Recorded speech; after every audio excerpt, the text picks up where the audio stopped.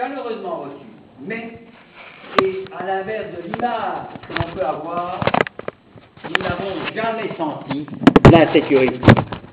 Oui, il y a des difficultés et le maire est certainement le mieux pour en parler, mais en allant là-bas, nous n'avons jamais ressenti la moindre insécurité, sachant évidemment que, comme dans tout pays, il y a des prudences à avoir, mais on a aussi ici, à Bruxelles, par moments, des prudences quand on se déplace.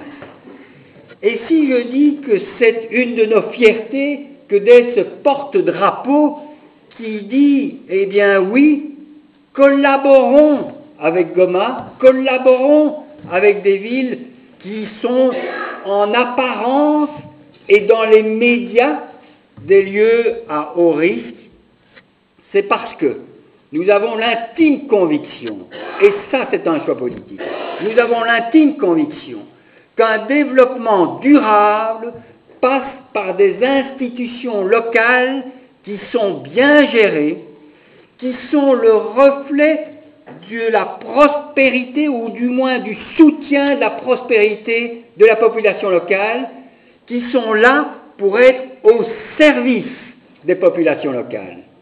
Et nous savons que dans toute crise, une institution locale au service de sa population restera et qu'elle sera, après la crise, toujours présente et toujours au service de sa population. C'est donc dans cette optique-là qu'on s'inscrit et c'est donc, c'est vrai, une fierté que de pouvoir le faire là où c'est peut-être un peu moins clair que d'autres régions, en tout cas en apparence. C'est ce que je voulais vous dire avant de partager le verre de l'amitié avec le maire et vous laisser l'occasion de le rencontrer. Je sais que parmi vous, il y en a plus d'un qui souhaiterait lui parler, mais avant de, je dirais, laisser le maire vous affronter, je vais me permettre de vous proposer de l'écouter pour qu'il puisse nous faire le tableau de la situation actuelle. Monsieur le maire, je vous en prie. Merci beaucoup.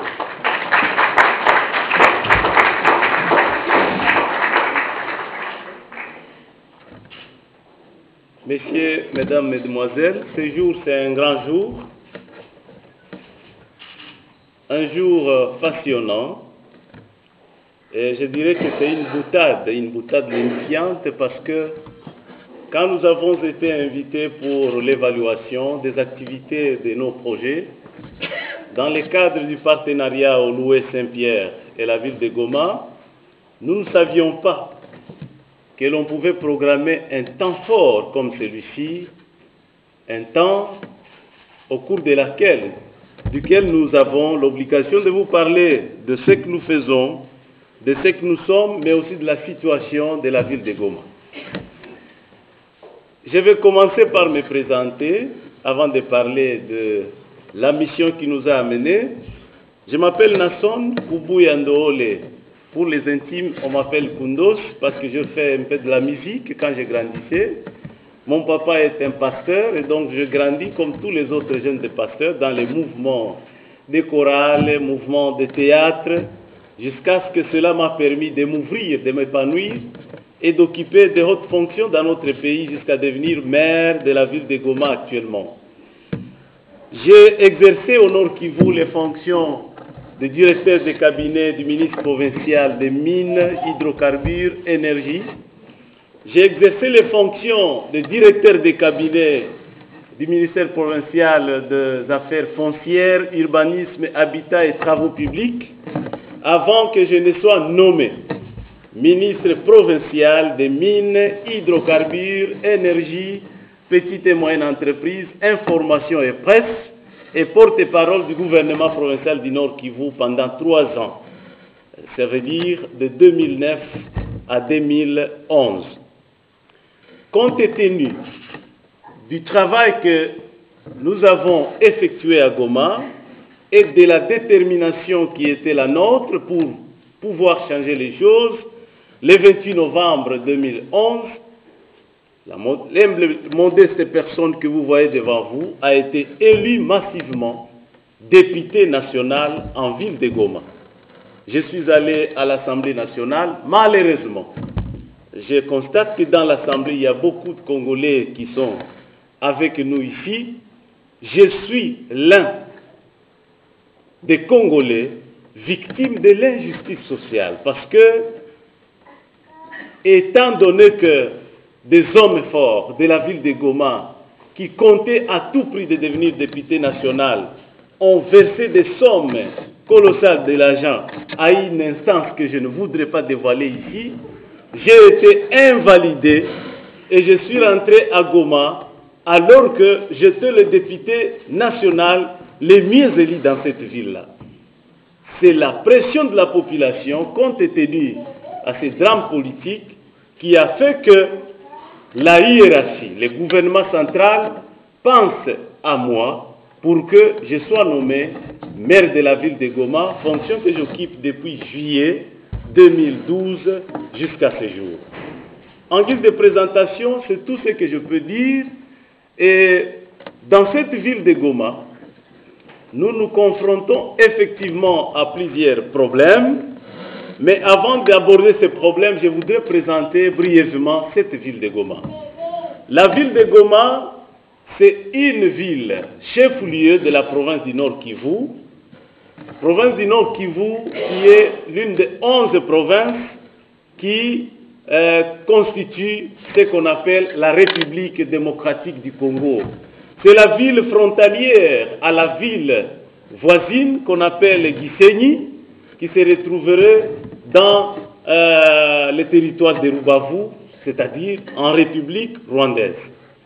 Il faut vous le dire précisément ici que de Goma à Gisenyi, donc la ville rwandaise la plus proche de nous, il n'y a qu'un seul pas.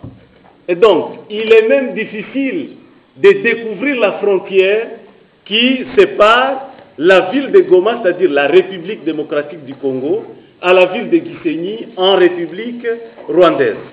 La ville de Goma est constituée de 2 communes, contrairement à ici, Bruxelles, où nous sommes d'ailleurs en confusion, moi et mon collègue Isidore Bassombana. Moi, on m'appelle le maire de la ville, et l'entité qui me reçoit, c'est une commune. Mais avoir le développement que nous avons pu constater, que ce soit ici à l'administration de la commune, et qu'au niveau des infrastructures qui regorgent cette commune, je me dis quelle est la commune et quelle est la ville entre Goma et Oloué, Saint-Pierre. Et donc, ici, nous avons constaté que la commune, sur le plan spatial, a presque la dimension du quartier chez nous, mais compte tenu du développement, en tout cas, il y a lieu de considérer que ce qu'il y a ici comme commune, c'est ce qu'on appellerait peut-être ville ou province chez nous, compte tenu de l'ampleur des activités et de la considération du développement que nous avons constaté et que nous vivons pendant ce peu de temps que nous passons ici.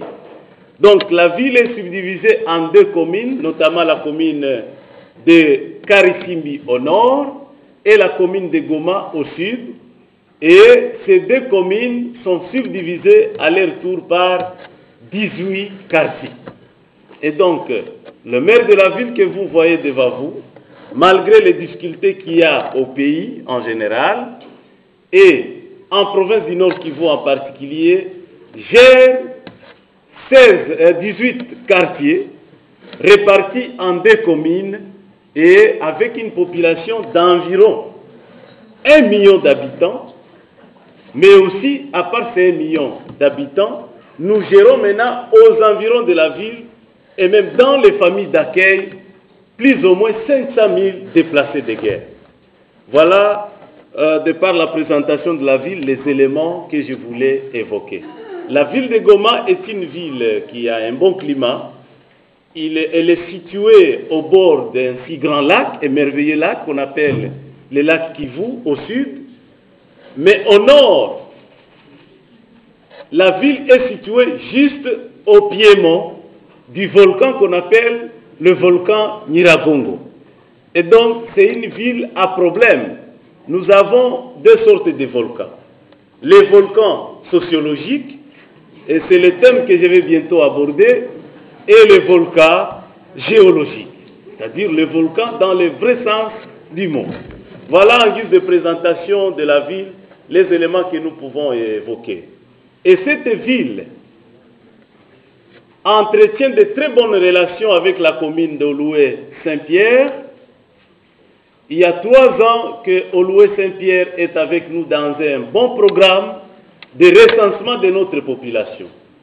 Les efforts orientés vers la ville de Goma ont fait quitter la ville à la phase du comptage pour recenser la population vers une phase importante d'enregistrement systématisé des données sur le mouvement des populations, moyennant une fiche dont l'outil a été conçu par Oloué-Saint-Pierre et Goma à partir de la Belgique, et cet outil de travail, nous l'appliquons sur le terrain et le recensement s'effectue pas au niveau que nous avons observé dans les services de l'état civil ici à Oloué-Saint-Pierre, mais au moins nous devons reconnaître qu'il y a une évolution.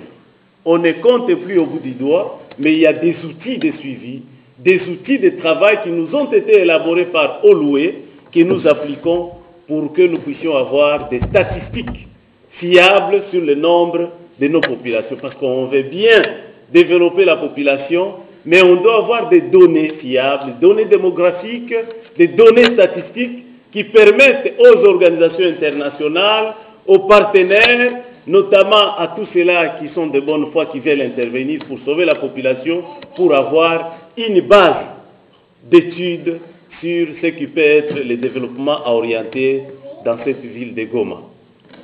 Nous sommes venus en deux, je me suis fait accompagner par M. Isidore Bassombana, qui est juste à côté ici.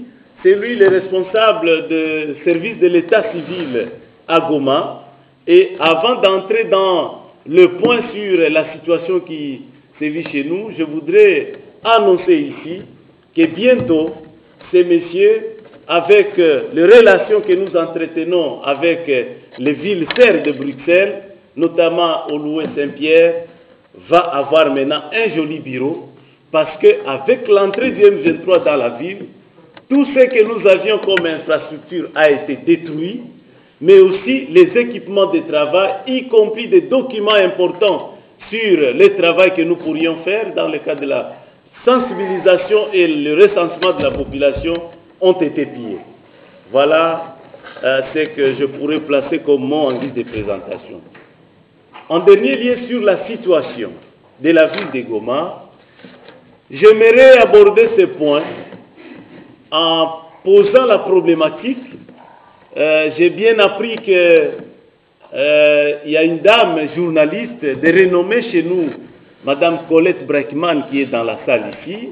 Je me sens très fier de pouvoir parler de la problématique de notre province en général, mais aussi de la ville de Goma en sa présence, parce qu'il a fait beaucoup d'études sur ces questions. Et dans certains de ses ouvrages que j'ai pu lire, elle a proposé des recommandations qui n'ont jamais été d'application, sinon les conflits qui étaient chez nous auraient déjà des solutions. J'aimerais cadrer cette situation en épinglant 3 points ou 3 problématiques majeures. La ville de Goma a une population qui vit sous le traumatisme. Même quand nous nous trouvons ici à Bruxelles avec mon collègue, mon collaborateur, il n'est pas exclu que nous puissions recevoir des appels pour dire, eh bien, les rebelles veulent encore prendre la ville. Et moi, depuis que je suis ici à Bruxelles, je fais la mission de la mairie, mais un peu de la prière aussi chaque soir pour que je puisse rentrer à Goma et retrouver la population en sécurité, non encore prise en otage par les rebelles. Et donc, la première problématique que je vais poser et qui est à la base de l'insécurité et de la guerre dans la région de l'Est de la République démocratique du Congo, c'est un problème de gouvernance politique. Je ne voudrais pas dire ici que c'est un problème interethnique. Parce qu'il est honteux qu'à ce 21e siècle, chez nous, en République démocratique du Congo, et précisément au Nord Kivu, les gens puissent circonscrire les dossiers que nous avons en évoquant la raison ethnique ou tribale comme motif de la guerre. Il serait vraiment subjectif que devant vous, compatriotes congolais et intellectuels cadres de la fonction publique et cadres politiques de la Belgique, nous puissions fonder la raison de la guerre chez nous sur des raisons tribalo-ethniques. Je voudrais être scientifique et objectif pour vous annoncer que la première raison, et la raison qui soit majeure à la base de la guerre dans cette région, c'est une raison de gouvernance politique. Pour être concret, qu'est-ce qui se passe? Vous le savez bien, et ce n'est pas aux Belges que je vais pouvoir donner ces leçons. Pendant la colonisation et après, il y a eu des mouvements de population venant de partout, venant du Rwanda, qui sont entrés en République démocratique du Congo comme des immigrés. Et c'était une question salutaire parce qu'il fallait avoir de la main-d'œuvre, parce qu'il y avait des problèmes vitaux pour lesquels les colonisateurs avaient jugé utile de trouver de la main-d'œuvre afin de développer l'économie, afin de développer des plantations, des activités qui pouvaient aider la population à ce temps-là d'avoir du travail, mais aussi de l'économie pour la survie et le développement de l'entité.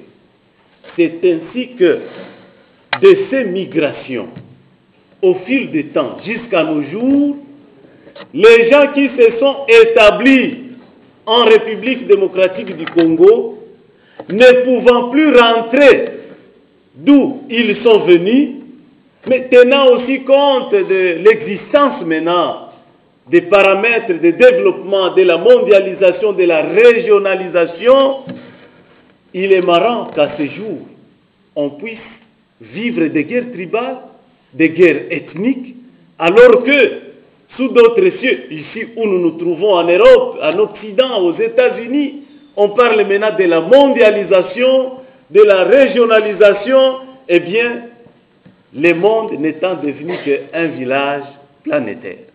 Et donc, la première raison, c'est celle-là, la gouvernance politique, parce que le pouvoir en place, et il n'est pas honteux de le dire, n'est pas encore à mesure de gérer ces paramètres et de trouver des solutions appropriées à la problématique d'intégration et de gouvernance politique dans une zone à tension sociologique et à tension politique permanente. Voilà, et donc pour nous, il y a un problème sérieux d'intégration des communautés, il y a un problème sérieux de cohabitation pacifique, mais aussi un problème de redistribution équilibrée des ressources, tant politiques qu'économiques dans la région. C'est ainsi que pour parler du M23 par exemple, c'est le même phénomène qu'on a appelé à l'époque CNDP, c'est le même phénomène qu'on a appelé bien avant RCD, qui devient M23. Et que veut dire M23? Il s'agit des leaders de la communauté Tutsi qui se sentent en insécurité politique. Je préfère le dire franchement, parce que compte tenu du nombre et des innovations politiques, notamment la démocratie dans notre pays, même s'ils se présentaient aux élections, ils n'ont pas la possibilité de trouver ni un député national, ni un député provincial. Et compte tenu de cela,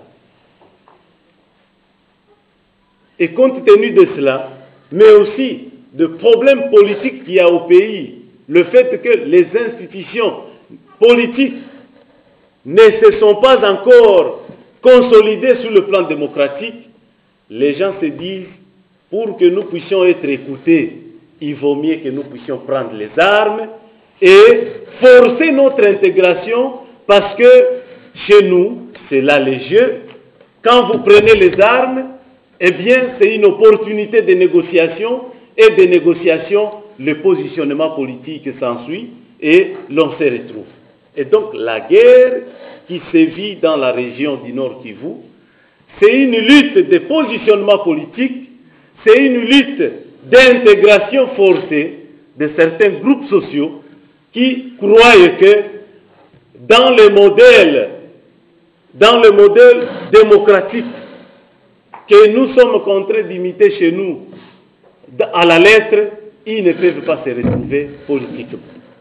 Et donc, à la longue, nous osons croire qu'il faudra penser une politique bien appropriée pour la gestion de cette zone de l'Est de la République démocratique du Congo et particulièrement le Nord Kivu. Voilà la problématique. Le deuxième problème, c'est le problème de distribution des ressources. Le problème de distribution des ressources. Nous sommes dans une province où vous constatez qu'il y a des gens qui se sont suffisamment enrichis en face de populations très démunies et en majorité des déplacés de guerre. Et donc, il y a des gens qui créent des situations de guerre, des situations de troubles, jusqu'à la distribution des armes aux populations civiles, pour que de ces troubles-là, les gens trouvent l'occasion de s'enrichir et d'investir, mais un investissement qui a un fondement mafieux, un investissement qui cadre avec des actes de terrorisme et de tuerie pour que cela puisse occasionner des troubles à répétition, parce que de ces troubles-là, il y a des gens qui gagnent.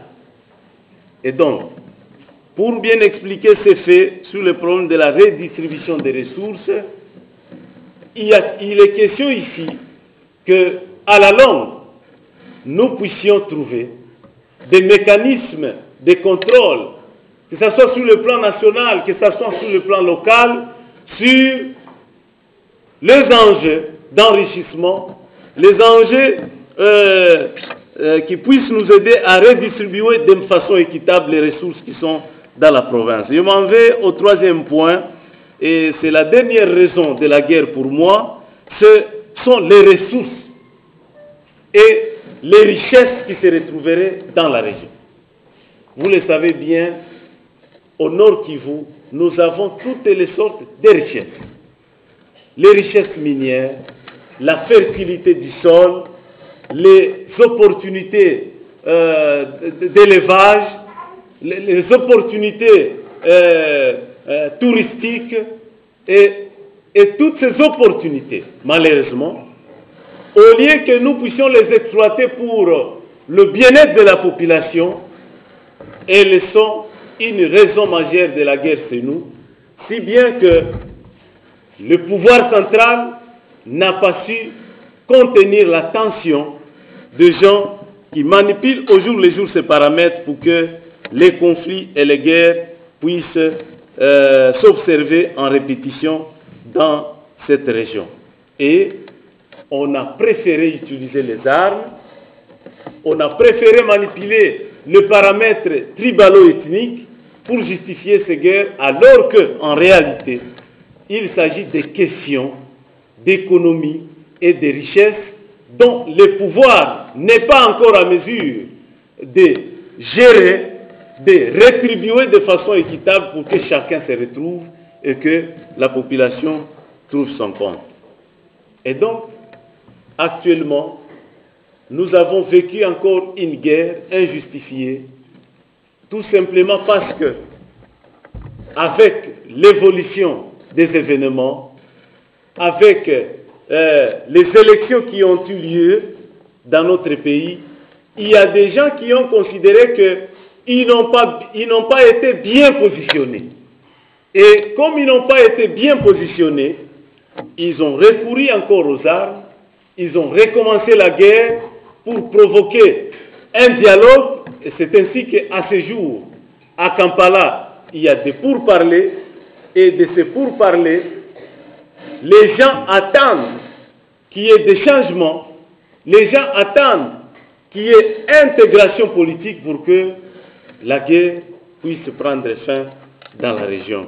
Mais la population qui nous communique sur le terrain se pose la question de savoir comment, au Centrafrique par exemple, pour négocier, ça a pris environ une semaine, mais chez nous, pour régler la question à l'est du pays, les gens sont en Kampala pendant 2 mois, et jusqu'à ce jour, de par les informations que nous recevons de Kampala, il n'y a pas d'espoir que la solution serait active. Voilà donc, je voulais me limiter par là, en précisant que au pays en général, et précisément au Nord Kivu, nous avons 3 raisons majeures à la base des troubles. La première étant le problème de gouvernance, parce que l'État, le gouvernement doit être capable de gérer les questions particulières, sociologiques et politiques de la région, pour que chaque communauté, pour que chaque groupe social se retrouve de par la configuration politique. Il y a la deuxième raison qui est le problème de la redistribution équilibrée des ressources, parce qu'il y a un déséquilibre remarquable dans la vie de la population, où vous avez des gens très riches en face des pauvres qui se disent, pour que nous puissions changer la situation, il faut que nous puissions nous battre. C'est ainsi que des groupes de Maïmaï, des groupes armés se créent au jour le jour, pour que ceux-là qui se sentent martyrisés, qui se sentent opprimés, utilisent ces guerres comme un moyen de pression afin de changer la situation. Et la troisième raison, je venais de l'évoquer, c'est la raison des richesses, dont la gestion, pour leur répartition équitable, n'est pas encore de mise. Voilà pourquoi chez nous, au Nord Kivu, et particulièrement dans la ville de Goma, nous manquons la paix, et nous voudrions lancer un appel avant de remettre la parole à M. Serge Depatoul, à vous tous qui êtes ici, et surtout au cadre politique, aux échevins, aux députés, aux diplomates belges et aux compatriotes congolais qui sont ici, de mener une lutte qui puisse faire parvenir cette voix, ces pleurs de la population aux différentes instances, afin de voir un changement arriver au pays, afin de voir la paix revenir, afin de voir le pays développé, pour que cette population qui a longtemps souffert, qui a été longtemps martyrisée, trouve la paix et aspire au développement. Et ce n'est pas ici que je veux pouvoir le dire en vous suppliant. La Belgique, je veux bien le dire, la Belgique a une grande responsabilité, parce que nous avons partagé avec elle une histoire commune.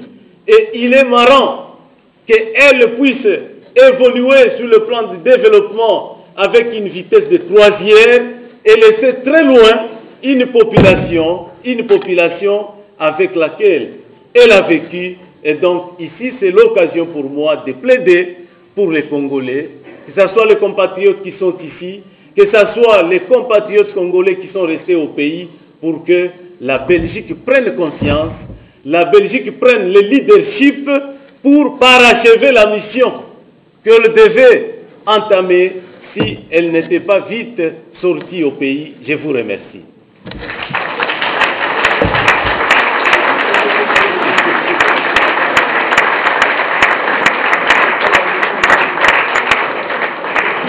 Alors, je vais vous inviter à prendre le verre de l'amitié, à rencontrer le maire.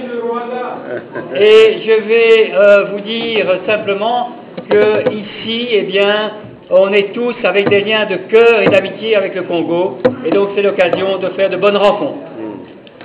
Oui, sur la préoccupation concernant le Rwanda, je suis intervenu comme maire de la ville, pas comme ministre national, pas comme diplomate, je voulais parler des réalités qui sont dans ma ville, des réalités de la province qui me gère comme maire de la ville. Il y a des sujets que nous devons réserver à notre hiérarchie. Lorsque des ministres nationaux viendront poser la question pour qu'ils parlent des relations entre les deux États. Je vous remercie.